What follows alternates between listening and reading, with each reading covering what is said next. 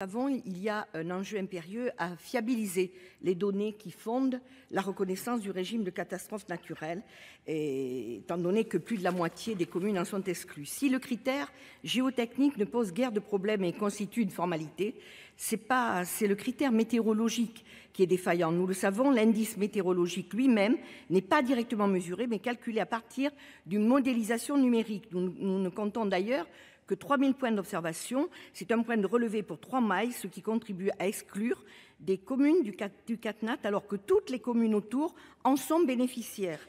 Dans mon département, la Chambre d'agriculture de Dordogne est prête à mettre ces points de relevé à disposition du rapport météorologique qui fonde la décision de la commission interministérielle de reconnaissance de l'état de catastrophe naturelle.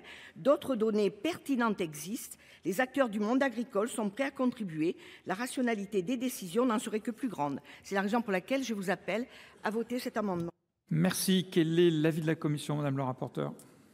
Alors, ce sera un avis défavorable de cohérence avec la position sur l'article. Par contre, ce sera une reconnaissance de la pertinence de ce que vous proposez, puisqu'effectivement, les rapports de la Commission des finances de 2022 et de 2023 et de 2024 ont mis en avant en fait cette perfectibilité du critère météorologique, puisqu'aujourd'hui, on a un critère sur une aire de 64 km², donc ce qui est largement trop grand pour pouvoir s'assurer ou non de la pluviométrie notamment.